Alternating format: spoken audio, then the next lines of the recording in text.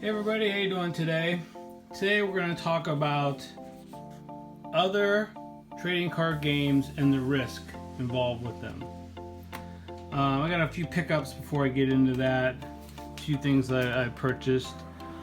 I bought another Bofuri, which is like I think I paid $150 for it. That's not the price I paid. And got that.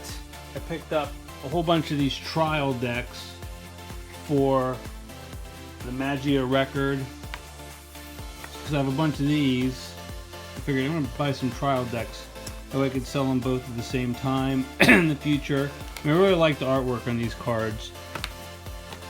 So I picked up those, and I picked up a whole case.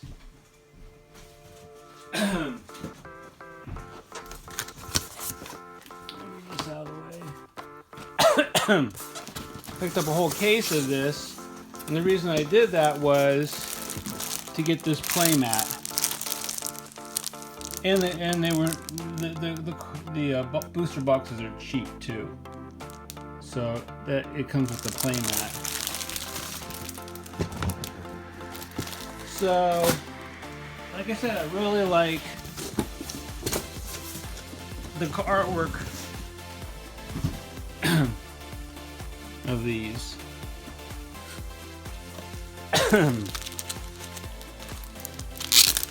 I've showed you the one booster pack that I opened. Here's the artwork. I mean, the artwork's awesome for these magical girls. So anyway, I think I bought my fill of this. I don't think I want to buy any more. I'm gonna put my if I have any more money, I'm gonna put it into buying some more of this, or buying Dragon Ball Super. Now, risk. This stuff's more riskier than the Dragon Ball. And then the Pokemon basically has no risk whatsoever. Dragon Ball, a little bit of risk. This more risk. This has a lot of people that will collect. People will collect this. Playing it, I think it's limited. This, people are going to do both. Really, I've done a lot of research now on this, on Dragon Ball Super, and they could have made the game more simpler and less complicated. I think they are going to lose people playing the game, but I guess they're going to make up with it with people that collect it. And also too, if it rises in money and it's more valuable, if people buy this and they open it, or they don't open it and it goes up in value, that's the reason to buy more. So they're going to have that. So again, it's not that risky, but I wish they would have made it a little bit more simpler.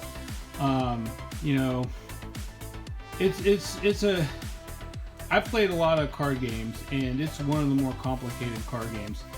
Put in your comments, see what you think. But there's writing on the cards that you can read it and go, is that what they really mean?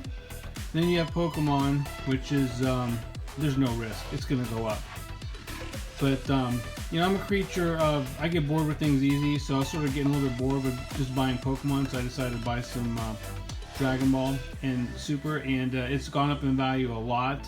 Some of the boxes, have gone up faster versus the Pokemon stuff. Anyway, so and in regards to that, whoa, I'm going to show you some stuff that's been some duds over the years.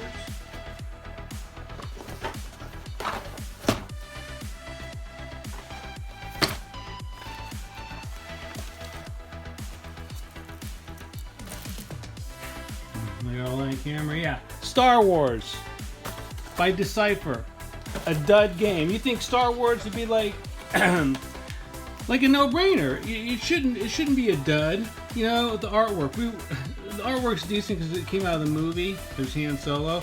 It's like every line and photo in the movie they made cards up. It was a joke. It's ridiculous. Like if there's a scene or somebody utters a single word in the movies, they made a card of it.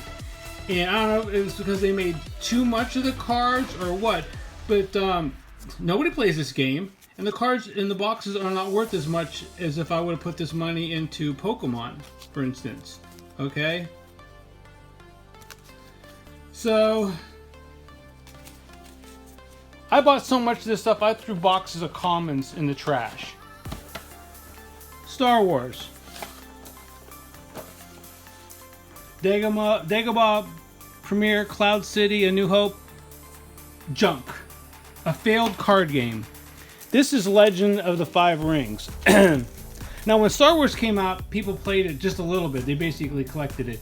This game, when it came out, Legend of the Five Rings, and people liked the gameplay of it. The artwork was okay for 20 years ago. Here's what the cards look like. Here's what the backs look like. And people are like, blah blah blah. This is a great game, and they played it a little bit, and it died. And you had decks. You get like a Naga deck or a Monk deck. I don't know how to play this anymore, but I used to know how to play it. And if I would have put this money into Pokemon, it'd be worth a lot more instead of what it is now. I mean, it's worth more than what I paid for it, but nothing gigantic, So that's a dead game. It wasn't that complicated to play. Both of these games, I mean, Star Wars, I think, is similar to Dragon Ball. It was a little bit complicated, and some of the stuff didn't make sense. Legend of the Five Rings was easier. And then we have another game that died. As far as I know, all these are dead. Battletech. This was a fun game to play. I liked playing this game. The cards are pretty cool. The gameplay was not as complicated, I mean, look at the cards. I mean, there's not a whole bunch of writing. There's not a freaking book on there, That's why I am complaining about Dragon Ball Super. Is most of the cards have freaking books written on them. Not all of them. But like, imagine if this, see what I'm talking about? Imagine if this is all skills and stuff that you have to know. And a lot of it's hard to read. It's not simple to read. Like this card here is what I'm talking about. Look at all that stuff on there, right? Imagine if this is like 1, 2, and 3 skills, like on a Dragon Ball Super card. That's a lot to know. And I think because they make it complicated, they are going to push players away from it. Players are just going to give up, unless they just want to play for fun and not worry about some of the rules and they play amongst their friends. But that sort of kills like a tournament environment. I played Magic tournaments, okay? And Magic is a much more simpler game than Dragon Ball Super. It's more complicated now since they have more cards and more skills. But back in the day, it was simpler, which made it funner. It's like the video game people, the people that make video games. Card games, video games, whatever. Anything that's in entertainment. These people are effing idiots. If you make things hard and complicated, you lose fun. And people like playing things that are fun. I don't know why they don't get it. They're just plain stupid idiots. Anyway, so these here are card games that have died. So if you put money into these things and thought they were going to go up in the future, you're going to be let down versus if you would have put it into Pokemon. All this stuff here cost the same as this when it came out. And which is worth more?